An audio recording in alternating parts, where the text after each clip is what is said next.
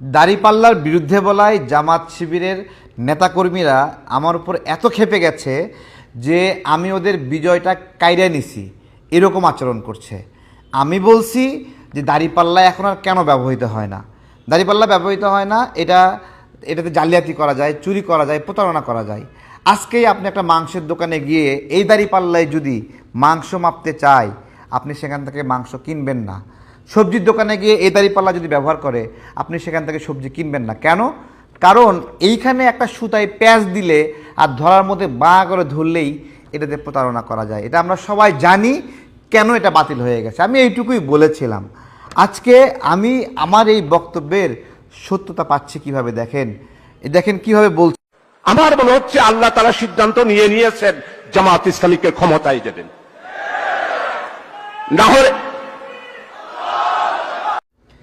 একজন বলছে তার মনে হচ্ছে আল্লাহ সিদ্ধান্ত নিয়ে নিছে জামাত ইসলাম ক্ষমতায় চলে আসবে বা জামাতকে তিনি ক্ষমতা দিয়ে দেবে, এবং একদল ছাগল সেই সাথে ঠিক বলে উঠছে যে হ্যাঁ ঠিক বলছেন হুজুর।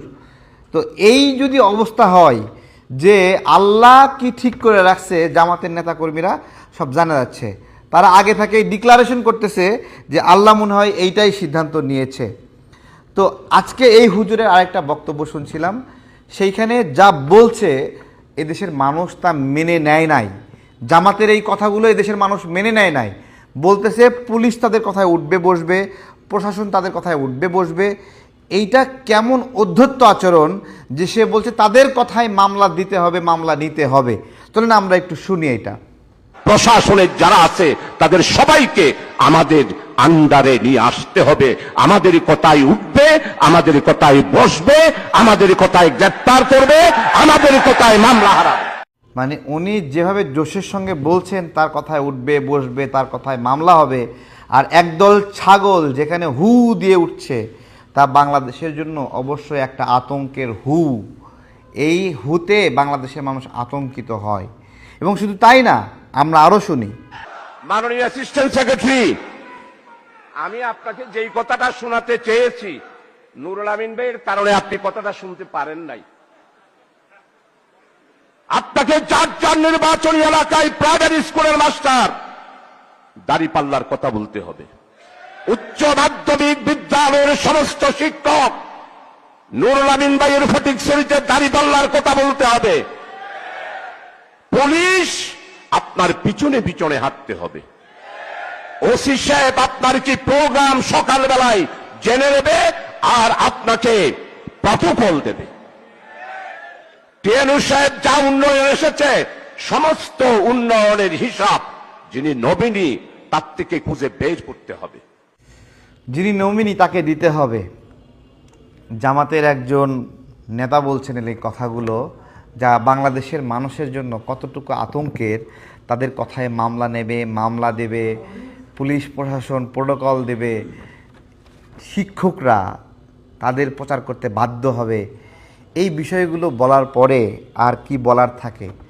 দেশের মানুষের স্বাধীনতা, সার্বভৌমত্ব 1971 সালে পাকিস্তানিরা যেরকমভাবে কেড়ে নিয়েছিল, আজকে জামাত সেম একই কায়দায় আমাদের স্বাধীনতা, সার্বভৌমত্ব কেড়ে নিতে চায়। আমরা আরেকজন গান্ডুর কথা শুনবো। গান্ডু, এটা তো হুজুর না, গান্ডু। সেই গান্ডুর কথা আমরা শুনবো। কত মানুষের কাছে ছড়িয়েছে যে এরা জামাত, এরা শিবির। ভণ্ড, তুই আমার কুষ্টিয়ায় খবর নিয়ে আয়। আমার 14 বংশ আওয়ামী লীগ। ডিজিটাল বাংলাদেশ গঠন করার জন্য যে স্বপ্ন দেখেছেন তিনি অবশ্যই কোরআনের আয়াত দিয়েই করেছেন, যেন মুসলমানের নেই। এক কথা বলছেন এখানে 16 কোটি মানুষের জননী প্রধানমন্ত্রী শেখ হাসিনা যে স্বপ্ন দেখেছে, এটা বাস্তবায়নের জন্য যে কাজ করবে না, সে যে দলের লোক হয় হোক, ও জাহান্নামে যাবে। হেও বলে জাহান্নামে যাবে, আবার সাথে লোকগুলো বলে ঠিক। তো কত বড় জালিম যে একটা শাসক ডিজিটাল বাংলাদেশ বানাবে, এটাতে যদি সমর্থন না করে জনগণ, তাহলে জাহান্নামে যাবে। জাহান্নাম এদের হাতের মোয়া, জান্নাত এদের হাতের মোয়া।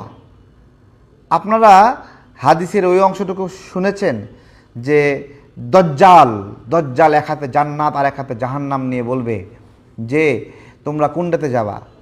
মানুষ যদি মনে করে দজ্জালের জান্নাতে যাবে, দজ্জাল তাকে জান্নাতে পাঠাবে, কিন্তু মানুষ কই যাবে? মানুষ যাবে জাহান্নামে। কারণ এই দুনিয়াতে জান্নাত এবং জাহান্নাম বেচার একমাত্র অধিকার দজ্জালের কে দিবে? আল্লাহ।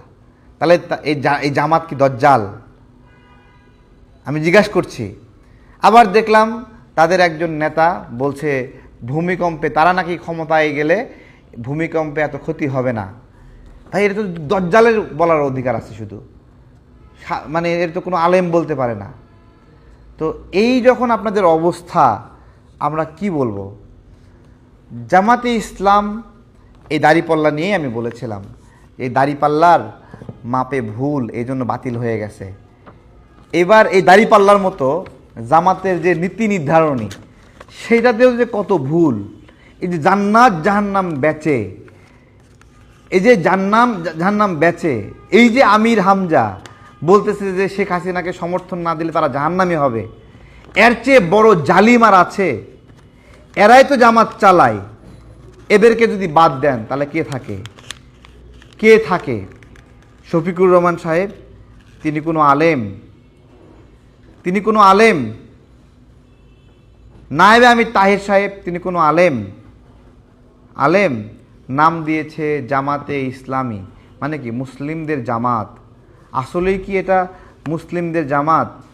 আসলে কি এটা ইমানদারদের জামাত? আমি জিজ্ঞাসা করছি, কেউ উত্তর দিতে পারবে? তারা নামের সঙ্গে দেয় অধ্যাপক। 3 দিন কলেজের শিক্ষক হয়ে নাম দিয়েছে অধ্যাপক। কলেজের শিক্ষক হলে কেউ অধ্যাপক হয়? কলেজের শিক্ষক হওয়ার পরে সে লেকচারার হয়, প্রভাষক হওয়ার পরে সে অ্যাসিস্ট্যান্ট প্রফেসর হয়, সহকারী অধ্যাপক।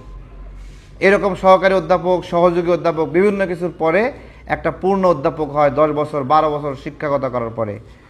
3 দিন শিক্ষকতা করার পরে নাম দিয়েছে অধ্যাপক। জামাত করলে সে অধ্যাপক, জামাত করবে, অধ্যাপক হতে পারবে না, এরকম না। তো এই যাদের অবস্থা, তাদের অবস্থা নিয়েই বলছিলাম। দাড়িপাল্লা যে এরকম বাতিল হয়ে গেছে ভুল ভাল মাপের জন্য, চুরি করার জন্য, জাতিলিপ্তি করার জন্য, তেমনি জামাতে ইসলাম যে ইসলামের প্রচার করে ওইটাও এই দাড়িপাল্লার মতোই। তারা আবার বলে এই দাড়িপাল্লাই নাকি আল্লাহর দাড়িপাল্লা। High high high high. এবং দেয় যে এটা হলো মিজান। আরে বাপ রে বাপ, জামাতের দাড়িপাল্লা আল্লাহর মিজান, তাই না? আল্লাহ বলছিল যে আল্লাহ দাড়িপাল্লায় 3টে দড়ি থাকবে, আর নিচে একটা টুপরি থাকবে, আর উপরে একটা দণ্ড থাকবে। এরকম কোনো ব্যাখ্যা আছে নাকি? ব্যাখ্যা আছে? আল্লাহ নেকি এবং পাপের মধ্যে ভারসাম্য করবে, সেটাতে জামাতের দাড়িপাল্লাতেই করবে, এর কোনো কথা আছে? তো এই জন্যই বলছিলাম আমি, দাড়িপাল্লার দিন শেষ, ডিজিটাল মিটারে বাংলাদেশ বলাতে পুরা খেপে খুপা শেষ। খেপে লাভ নাই, খেপে লাভ নাই। যারা এভাবে মানুষের অধিকার হরণ করতে চায়, এভাবে বলে যে আল্লাহ সিদ্ধান্ত নিয়েছে জামাত ক্ষমতায় আসবে, তারা নির্ঘাত জালিম। মুসলিম হওয়ার জন্য জামাতে ইসলাম করা জরুরি না, নামাজ পড়ার জন্য জামাতে ইসলাম করা জরুরি না, জরুরি না। একজন বিএনপি, আওয়ামী লীগ, জাতীয় পার্টি, এনসিপি, গণ অধিকার, জাসদ বাসদ, যেই দলই করুক, একজন মুসলিম সে যে কোনো রাজনৈতিক মতাদর্শে থেকেই মুসলিম থাকতে পারবে, নামাজ থাকতে পারবে।